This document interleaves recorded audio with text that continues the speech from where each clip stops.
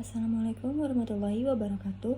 Perkenalkan, saya Nasriana Indira Putri dengan NPM 0441194776 dari kelas Humas 5 ingin mempresentasikan tentang materi tantangan dan peluang humas di era digital.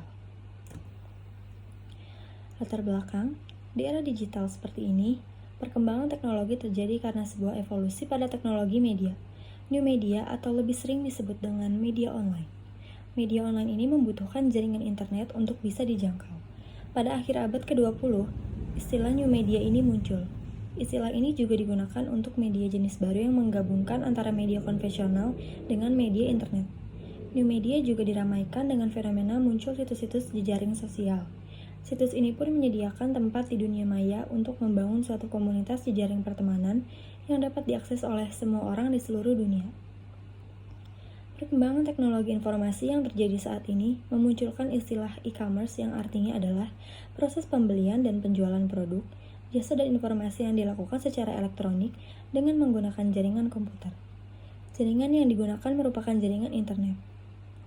Tantangan di era digital ini telah masuk ke dalam berbagai bidang seperti politik, ekonomi, sosial budaya, pertahanan, keamanan, dan teknologi informasi itu sendiri.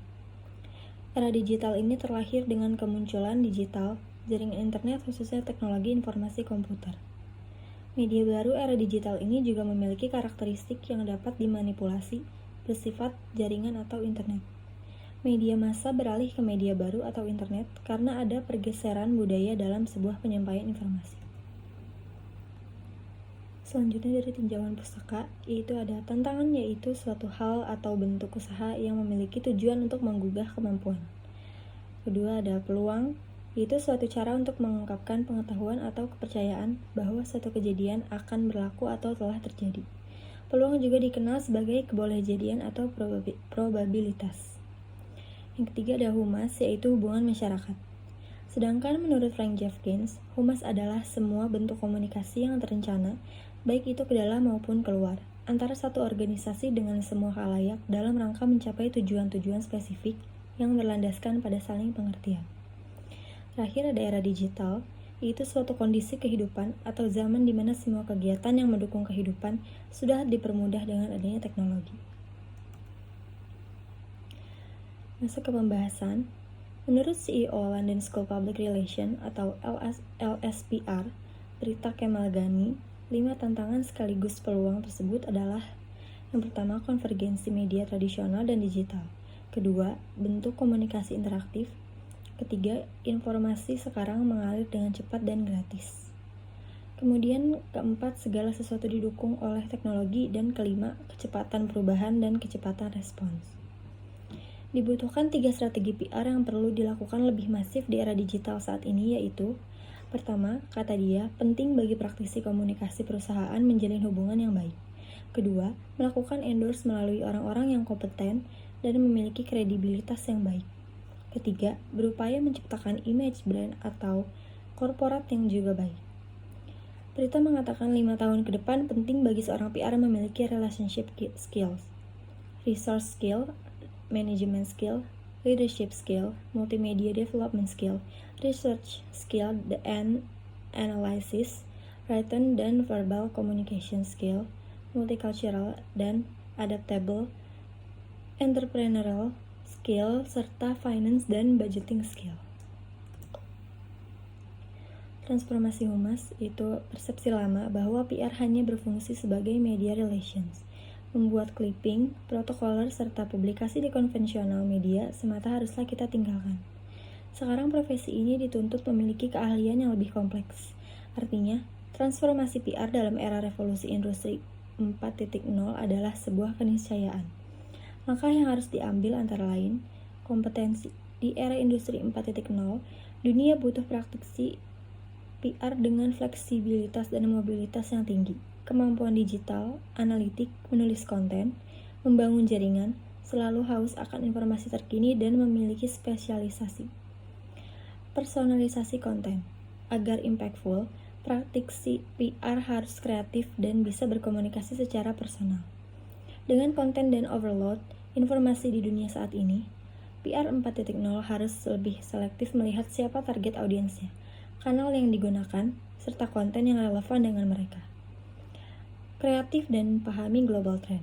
Lihatlah perkembangan teknologi dari fenomena video 360 CNN, live streaming, drone hingga mixed reality dari Windows. Kita harus mengombinasikan digital teknologi ini untuk peran fungsi PR di era 4.0.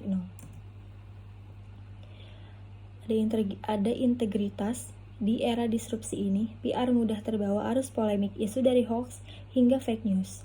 Humas harus tetap memiliki tata kelola atau good governance, akuntabel, transparan dan menjawab bukan hanya kebutuhan stakeholders, tapi juga seluruh warga negara. Terakhir ada kolaborasi. PR tidak bisa berdiri sendiri di era digital ini. PR butuh digital content creator, videographer, infografik, essence people,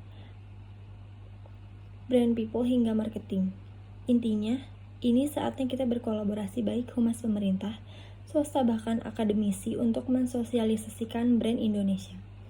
Jangan ego sektoral, karena ekspektasi stakeholders pada peran fungsi strategis PR menjadi 3 kali lebih berat dari sebelumnya. Dengan demikian, praktisi humas perlu memahami kultur dan karakter media sosial agar tidak salah langkah dalam membuat konten informasi krusial.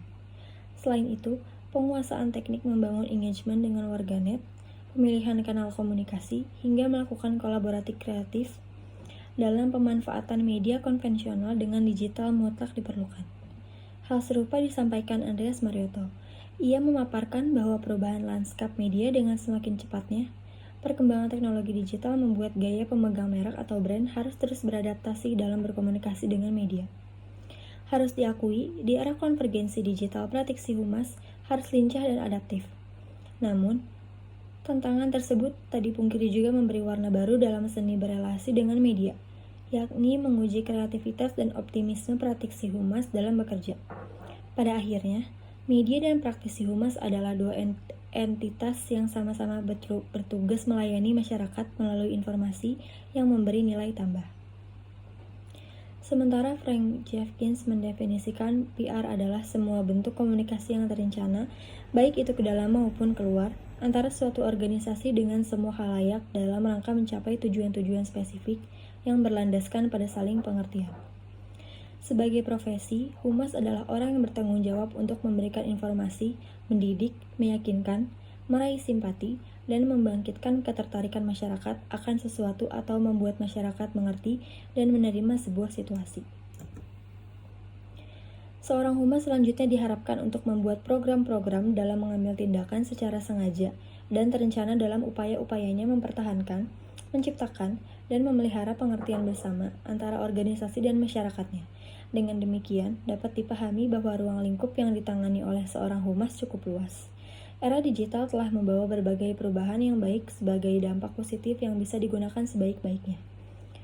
Namun dalam waktu yang bersamaan, era digital juga membawa banyak dampak negatif, sehingga menjadi tantangan baru dalam kehidupan manusia di era digital ini. Tantangan pada era digital telah pula masuk ke dalam berbagai bidang seperti politik, ekonomi, sosial budaya, pertahanan, keamanan, dan teknologi informasi itu sendiri. Era digital terlahir dengan kemunculan digital, jaringan internet khususnya teknologi informasi komputer. Media baru era digital memiliki karakteristik dapat dimanipulasi, bersifat jaringan atau internet. Media massa beralih ke media baru atau internet karena ada pergeseran budaya dalam sebuah penyampaian informasi. Kemampuan media era digital ini lebih memudahkan masyarakat dalam menerima informasi lebih cepat. Dengan media internet membuat media massa berbondong-bondong pindah haluan. Era digital juga membuat ranah privasi orang seolah-olah hilang. Data pribadi yang terekam di dalam otak komputer membuat penghuni internet mudah dilacak, baik dari segi kebiasaan berselancar atau hobi. Era digital bukan persoalan siap atau tidak dan bukan pula suatu opsi, namun sudah merupakan suatu konsekuensi. Teknologi akan terus bergerak ibarat arus laut yang terus berjalan di tengah-tengah kehidupan manusia. Teknologi akan terus bergerak ibarat arus laut yang terus berjalan di tengah-tengah kehidupan manusia. Maka tidak ada pilihan lain selain menguasai dan mengendalikan teknologi dengan baik dan benar agar memberi manfaat yang sebesar-besarnya. Lahirnya situs jejaring sosial yang merupakan sebuah pelayanan berbasis web, kemungkinan penggunanya juga membuat profil, melihat list pengguna yang tersedia, serta mengundang atau menerima teman untuk bergabung dalam situs tersebut. Situs pertemanan bernama Friendster terus berkembang ke situs-situs seperti MySpace, Facebook, Twitter, dan lain-lain. Digitalisasi dokumen berbentuk kertas menjadi file elektronik menjadi lebih mudah dalam berbagai, salah satunya e-book. Dengan e-book kita tidak lagi harus menyimpan buku-buku yang tebal secara fisik dan membutuhkan tempat yang luas. Dengan file digital juga dokumen menjadi jelas, lebih ringkas, yang setiap saat dapat dibuka melalui komputer dan ponsel. Pengembangan berbagai aplikasi merebak seiring diproduksinya ponsel pintar dengan operating system atau OS yang semakin mendekatkan diri pada kehidupan manusia yang ditujukan demi kemudahan dan kenyamanan penggunanya. Perkembangan OS juga merambah kepada peralatan digital lain seperti televisi pintar, mesin cuci pintar, kacamata pintar, mesin pembuat kopi pintar, pengatur denyut jantung pintar, dan lain sebagainya. Perkembangan teknologi yang hadir dengan sistem digital telah memicu pengembangan garis komunikasi baru. Perkembangan inilah yang semakin mendorong adanya perubahan teknologi digital. Teknologi digital adalah teknologi yang meninggalkan tenaga manual atau tidak lagi menggunakan tenaga manusia. Teknologi ini lebih mengutamakan sistem pengoperasian yang otomatis dengan sistem komputerisasi atau dengan format yang dapat dibaca oleh komputer. Teknologi digital pada dasarnya hanyalah sistem penghitung yang sangat cepat yang memproses semua bentuk-bentuk informasi sebagai nilai-nilai numeris. Di bidang sosial budaya, tantangannya juga berbeda. Nilai-nilai dan budaya masyarakat berubah seiring dengan munculnya era digital. Contohnya adalah perubahan di bidang sosial, yakni berkurangnya interaksi antara sesama manusia. Tingkat komunikasi antar pribadi pun berkurang. Timbul sifat ingin serba mudah dan instan dalam menyelesaikan masalah. Nilai-nilai budaya luar pun muncul memengaruhi masyarakat, baik secara negatif maupun positif.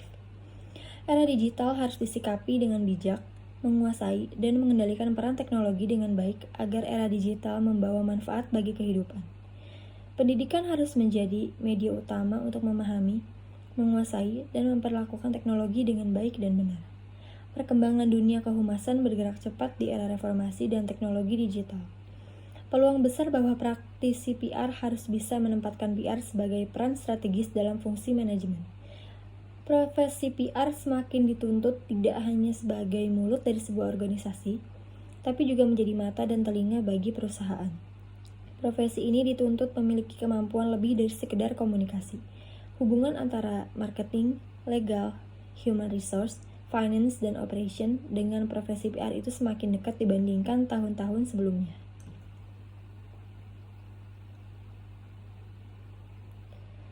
Penelitian menunjukkan bahwa banyak praktisi PR yang berjuang karena dampak media baru, terutama internet. Mereka tidak sepenuhnya dapat merangkul media baru tersebut dan bahkan sebagian dari mereka memiliki rasa takut terhadap penggunaan teknologi baru. Bagi para praktisi PR profesional, era digital yang ditandai dengan meledaknya jumlah pengguna internet di Indonesia merupakan tantangan tersendiri yang akan berdampak pada pengemasan strategi komunikasi mereka.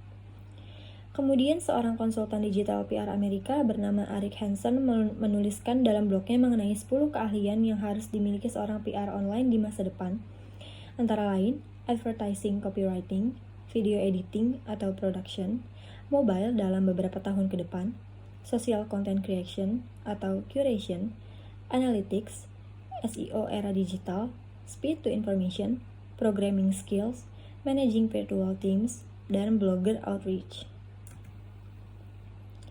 Kesimpulannya, kehumasan mengalami perkembangan seiring dengan berkembangnya teknologi.